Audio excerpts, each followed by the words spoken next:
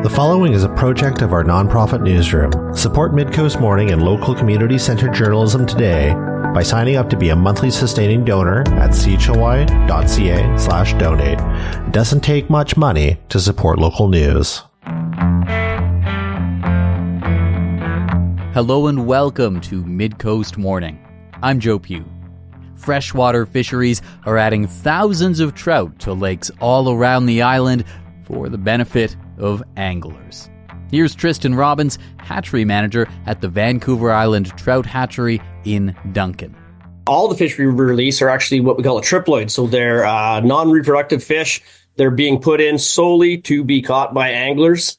A couple of reasons we do that. We don't want them actually to interbreed with wild stock fish because these are hatchery fish and they might not be as genetically fit. They haven't been exposed to natural selection. And a second reason is a non-reproductive fish puts all the energy from eating into growth. So typically a wild fish that reproduces, they hit a certain stage when they're an adult and they quit growing and put energy into producing eggs and milk. These fish, in theory, if they survive predators and anglers for long enough, they just continue to grow. So they provide more of a trophy fish for the anglers. Do these fish have any kind of an impact on the local ecosystem where they're getting pumped into? Well, they'll be competing with the fish in the lake for feed, but like I said, they don't interbreed with them. So really, it's relatively minor. And a lot of these urban lakes that we stock, if we weren't putting fish into them, the amount of fishing pressure that's on the lake, soon the stocks would be so depleted that there wouldn't be any fish left. So without us restocking the lakes, we kind of keep the system going. Robbins says they'll be stocking 3 pools in Cullery Dam, as well as Brannan Lake, Diver Lake, Long Lake, and Westwood Lake, among others. Westwood, it does get quite a bit of fishing pressure, so we'll stock 3,000 catchable size rainbows into Westwood this spring. We've already sent 1 truckload there last week, March 6th. We dumped 1,800 rainbow trout into there. Then we'll top it up probably late April, early May with another 1,200 rainbow trout. That should sustain the fishery through the late spring and through the summer. And then we'll stock it again this fall with, I believe, 2,500 catchable rainbow trout in the fall. So it gets a significant number of fish. With fishing season in full swing, I spoke with Andrew Luch, who's the Nanaimo area reporter for Island Fishing Magazine. I'm Andrew Luch. I'm owner of Andrew's West Coast Adventures based out of Nanaimo, BC. I've been a Nanaimo resident since 2001 and absolutely love fishing. And when I was on my way here to the station this morning, I saw a group outside an apartment building doing some landscaping. It was a sign that spring is on its way. What does that mean for the fishing season? Well, right now we got the annual herring spawn happening up and down both sides of the coast, on the inside of the strait and on the west side. So typically when we see that, that's really the kickoff to the fishing season. People will get out there, start jigging herring for food consumption or just to freeze and use as bait. And the fish seem to follow the herring up and down the coast and all the other sources of bait. And the predominant one is herring for us here on Vancouver Island. Tell me a little bit about how fishing that herring spawn works. What do I have to go out and do to be prepared for that? So getting out fishing herring, basically you're looking for signs of life on the water. Number one, you'll see a ton of birds. There'll be seagulls everywhere. You'll hear stellar sea lions. You'll see the commercial fishing fleet, and the most obvious giveaway is the milky white water. You cannot miss that. It's incredible to see every year. The drone footage, the shots from float planes, from fisheries going and doing their counts.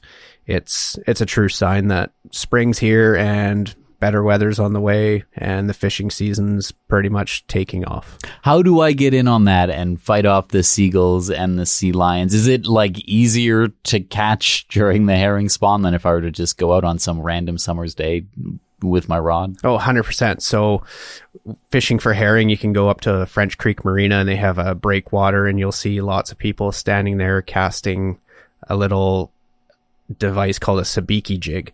So it's basically about a 4 or 5 foot fishing line with a weight at the bottom, and it's got about 5-6 hooks going up there, and it basically simulates little tiny shrimp, which herring feed off of. So you cast that out and you'll literally feel the herring bite it, and you'll feel little tugs, and then you'll feel more and more weight. And that's when you bring it in, and you could have up to 5 or 6 on at a time. It's quite the thrill. Now, Nanaimo is a city with its own lakes, with its own rivers, and it's also next to the ocean. What does that mean for the fishing here?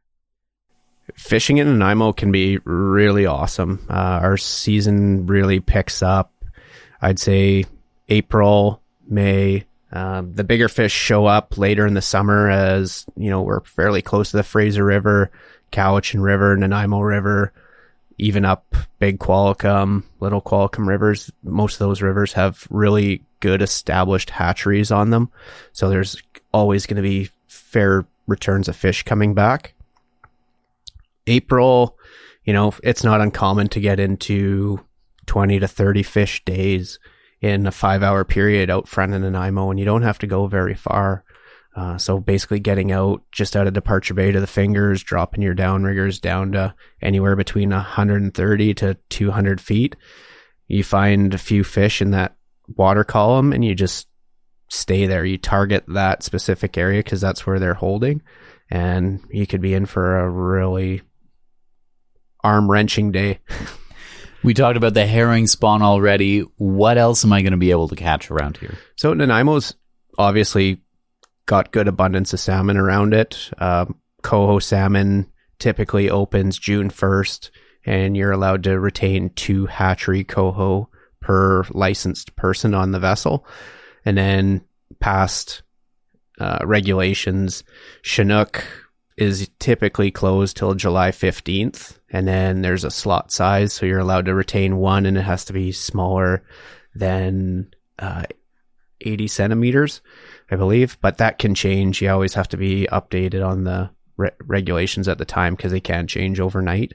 Lingcod fishing opens May 1st. A lot of people really enjoy that because it's different than trolling around waiting for a salmon strike. Lingcod, you look on your GPS chart plotter, find a little sunken island underneath with some topography changes or like little mountains or hills, and you basically go and you jig that with a swim bait or a chunk of herring, and then you feel a really big hit, and then usually the lingcod will pull for about 10 seconds, and then it's kind of like reeling up a sheet of plywood. They just open their mouth and come up to the surface. You were talking about some of the rules and regulations for people who are maybe like very, very occasional fishers. What is the pathway to get into this, to knowing what you're allowed to do, where you're allowed to go, where you're allowed to fish, getting that license, etc.? Yeah, for sure. It can be very confusing. The websites are very confusing to navigate. The biggest thing to remember is there's freshwater, there's a freshwater license, and then there's a tidal license. So if you're fishing in saltwater, you need the tidal license. If you're targeting salmon, you need that salmon stamp as well. Freshwater, you can go up to say Westwood or Cullery Dam, fish for trout. You need that freshwater license for that if you're over the age of 16. So there's a freshwater license, a tidal license, which is basically saltwater, will allow me to go out in the ocean. And if I want salmon on that, I need like a special stamp. How does that part work? Exactly. So you can go online you can go Google Tidal Water License BC, go to the DFO website, apply for a license, and you'll see right on there, I believe it's like a $6 or $7 salmon tag. You need that added to your license. Your basic tidal water license covers you pretty much everything but salmon, and the majority of that money goes back to salmon conservation. So your basic tidal water license will cover you for, going down to the crab dock, tossing the crab trap, go jigging for lingcod, prawns, all those wonderful sea urchins and bottom fish. But if you're targeting salmon, you need that salmon stamp. If I'm fishing with the hope of eating some of the things I'm fishing for, what do I need to know on that front, either from a culinary expertise point or also, once again, back to what am I allowed to do? Well, it starts by knowing the regulations and what you're allowed to keep. Going out there, being prepped, if you do catch something, make sure it's the proper species, make sure it's legal size, and you're allowed to keep that specific fish. And then it comes down to cutting the gills, bleeding them out, having ice on your boat or some type of cooling device to keep that meat nice and cool, and then getting back to the boat ramp and cleaning it properly, and then getting it home and into your fridge for a bit, and then seasoned up and onto your barbecue oven, however you're going to prepare it. Is that something you've got experience of over the years here in Nanaimo? Yeah, definitely. It's, you go out 100 times a year in the summer, and you definitely get good at targeting specific species and catching them, retaining them, prepping them to a high standard, and then getting them home and playing with different recipes from the internet. Such a great resource. Lingcod for me is one of my favorites, throwing that in the deep fryer, making fish tacos or just fish and chips. Salmon with a nice baked crust with breadcrumbs and parm and a bunch of fresh herbs on it is really tasty, and even the kids enjoy it, so it's a win. I definitely should have had breakfast before coming here. This is torture. Are there any best spots that you find are particularly good and reliable around here? In Nanaimo, we have pretty much two really good spots. A lot of guys like ripping out to Entrance Island. A lot of fish seem to hold around there, whether it's salmon, lingcod, and it's a beautiful spot. It's picturesque. It's on the east side of Gabriel Island, not very far from Nanaimo, about a 6-mile run from Brecken Boat Ramp, Departure Bay area. I like going around the Fingers and Neck Point, Piper's Lagoon area. I like fishing Structure.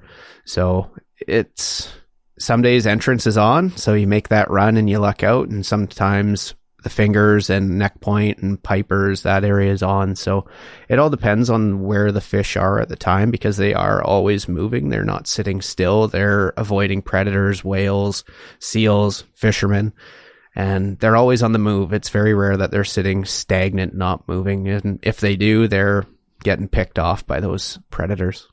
Is our area a fishing destination for people living elsewhere? Like, do people come here specifically to fish?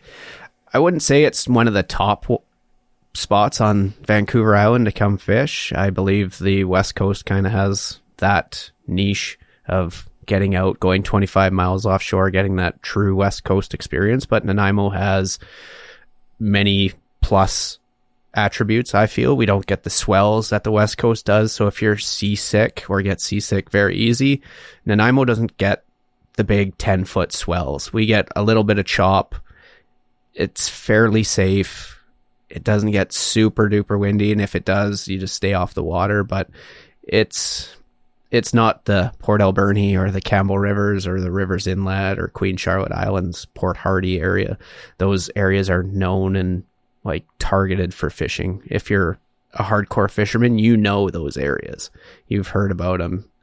Nanaimo is fairly low, but it's the transportation hub of the island. So people coming from all over Canada, US, here on trips, they're usually coming through Nanaimo, staying a day here, and then going out to the West Coast or up island to do some tours or just see what the island has to offer. And then they come back. So people either try to book early on and get it out of the way, or they've maximized their time doing other things, hitting Tofino, Ucluelet, Port Hardy, and coming back. It's like, hey, we have a chance to go fishing. Let's check that off the bucket list. So it's getting up there, but it's not as known for fishing as those other top spots that I've mentioned. Midcoast Morning is made possible by the Community Radio Fund of Canada and generous listeners like you. With your support, we can expand Midcoast Morning from 2 to 3 original programs per week to cover local news, current affairs, and arts and culture. With trout being pumped into local freshwater lakes and the herring spawn catching the attention of fishers on the saltwater side, we're exploring the local fishing scene on today's show. I'm speaking with Andrew Luch, Nanaimo area reporter for Island Fishing Magazine and owner of Andrew's West Coast Adventures. This time of year in Nanaimo, I just learned this recently, we're putting a bunch of trout into the lakes. What is going on there? Why are we doing that? Yeah, so Freshwater Fisheries Society of BC, and they come around each year. They have specific lakes that they'll take catchable sized trout to, and they'll basically raise them in their on-ground fish farm, and then once they get to a catchable size, take them out to the local lakes and run their stocking program. It's great for taking your kids and outdoor classes and just getting out into the wilderness or nature, getting outside and knowing that, hey, I can take my kid up to CHLY Dam or Westwood. They just put, 1,000 rainbow trout in there that are catchable size. It can make a kid's day, month, year catching that one fish. I know for my boys, they love going to Westwood and just trolling around in our little John boat, and the trout actually hit really hard and put up quite the fight. It's awesome for kids to see the excitement and their smile and just like the overall happiness of, hey, I caught something. Typically we let them all go. It's just mostly catch and release for me, but a lot of people like taking trout home and throwing them on the barbecue or in a pan with some butter or smoker. I don't want to make you too hungry here. But it's awesome to see people getting out and getting into the local lakes, rivers, and on the ocean, and just basically using what we have here that ought to like offer us what we have. So we can just put a bunch of fish in the lake and it doesn't like screw up the ecosystem in some way? No, from what I've seen from my personal experience, it hasn't really. There's a lot of fishing pressure up at Westwood. People are up there in their boats and you see the same people up there fairly consecutive. So there's no guarantee that all the trout too that they release will make it. So, if they release 500 in there, you can pretty much guarantee a majority are going to be caught or, picked off by predators. There's lots of eagles that hang around Westwood and CHLY Dam. So those trout come up and feed on flies on the surface, and it's not uncommon to see an eagle swoop down and grab one. On that front, have there been any maybe changes over the years, either because of like pressures from other environmental factors or even just fishing? Have the fish changed in some way? Are there certain species that are now like we're not able to fish? Yeah, and in this speaking to the saltwater side, we used to be able to catch yelloweye here years ago, and you were able to retain them. The salmon, we used to be able to catch and retain 2 Chinooks a day. That's changed now to 1 a day. Coho has been always hatchery only in Area 17. It's important to really get on the DFO website and see what you're allowed to retain, because some areas on the coast allow you to keep wild coho. Well, our area here in Nanaimo is strictly hatchery only. Got to be a certain size, 30 centimeters and above. So over the past years where you were able to keep 2 Chinook. Like, those were the glory days, because you could go out, catch 2 Chinook, get your hatchery coho, maybe even a lingcod and a bunch of prawns. And like, that was a great day. And we had lots of those. And then there was a decline that DFO noticed in salmon stock. So that's when they dropped our area to only being able to retain 1 Chinook a day per license. So a lot of people got upset about that, but since doing that, I have noticed that there's been quite the increase in Chinook salmon around. A lot of guys were saying the last couple of years have been the best salmon fishing they've ever seen around the Nanaimo area, and I'm one of those guys to say that. We were catching coho and decent sized Chinook in like February, March last year, and that's been status quo all the way through. Like, there's still good coho fishing around, and if you talk to some of the old timers, even they're saying it's like some of the best fishing they've seen for a number of years. So it's good to see that there is an abundance of fish now in the area throughout the year, and size wise it's pretty, I'd say anywhere between 8 to 10 pounds. If you might get the odd 20 in there in later summer, but there's a lot in the 8 to like 14, 15 pound range. And that's a great fish for giving you a great fight. If you're able to retain it, it's a blast. Like, you get out there, the rod goes off, starts peeling line, screaming line. There's no bigger thrill. And would you say that sentiment of this fishing is better than it has been in a few years. Would you say it's fair to like draw a line between maybe what the DFO is doing? It's a tough thing to like, there is science that says that there's more Chinook out there than ever before, and it's really tough to kind of gauge who's right, who's wrong. I just go out there and see if there's been basically change. And I personally, I've noticed a lot of change in how many fish are around. Years ago, I used to talk to guys at the boat ramp. Yeah, I went out and didn't get anything, and now that's very rare. Like it's very rare to hear someone's not coming back with something now. So I contribute that to the change that was made from the 2-to-1 and the abundance and hatchery programs doing more funding for those fish. And you look at like, there's more whales around the Nanaimo area now than I've seen. And I've been guiding out of here for 12, 13 years now. So like, we never used to really see orcas, humpbacks a ton around the Nanaimo area. Now I've gone out 2-3 times now in the 2025 season alone. I've seen whales every single time. Last year, they were around the area nonstop. So that shows me that there's an abundance of food. They're sticking around this area for that reason. They're not venturing off, searching for food, not finding anything. They're going to stick around, and wherever the food is, they will be there. I'm wondering a bit about your perspective on just living in this place and how it changes from years and years and years of going out regularly on the water, engaging with the environment, if you will, by fishing. Yeah, it's a very special place to live. Like 5 minutes where I reside in Nanaimo, I'm down at the boat ramp, and another 5 minutes I'm out with the lines down, and it's a very special place. And to see the positive impacts that have happened over the years of fishing getting better, it's special. It's really special, and I hope it just continues to get better. And the marine life, like everyone comes out here wanting to see an orca whale and catching a fish and living taking in that small piece of what we have at our fingertips, like, and accessible. Like, you know, people come from all over Canada, never seen the ocean, and they get to go out, catch a salmon, see a whale. Like, that's huge on the bucket list. If there are people who are maybe listening to this think, oh man, I have got a hankering to go out fishing, I don't have a boat. Are there ways that people can like link up with more experienced fishermen who are willing to show them the ropes? Yeah, absolutely. If you're new into fishing and you want to get out there, I'd obviously say reach out to the guides in town.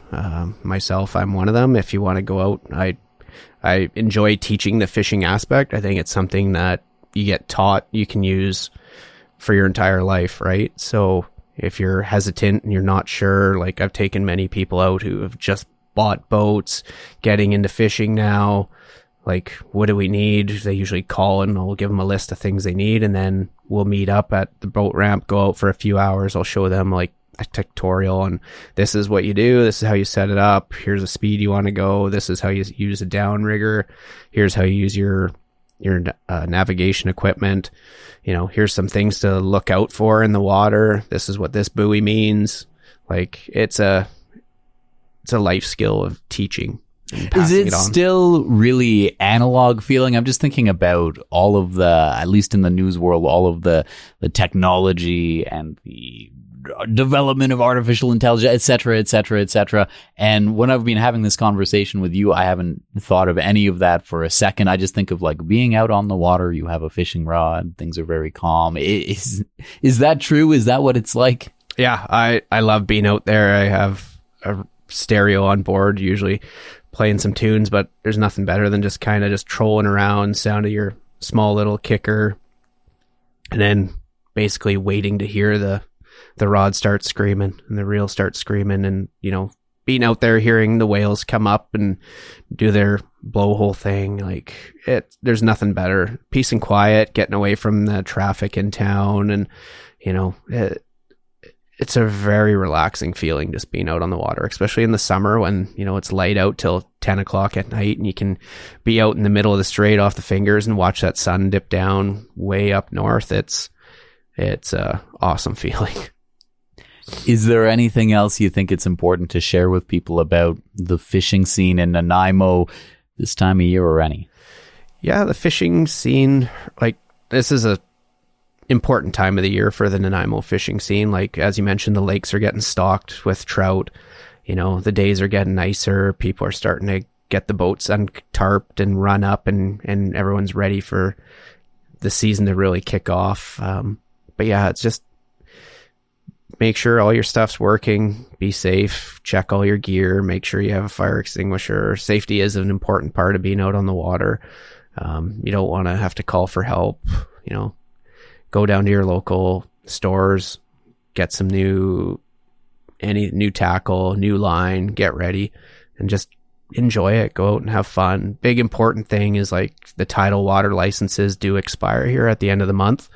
So, and even your freshwater license, they're usually good April 1 till March 31st the following year. So it's that time of year where you got to go online, get your new license, get your salmon tag, get your freshwater license if you're looking at going out and getting out either in lake, stream, or on the ocean. If I don't have a license from this year and I want to get into it, do I just wait till April then? Well, you can go get a day license from online or Gone Fishing or Canadian Tire. They usually print them off for you for, I think, $2.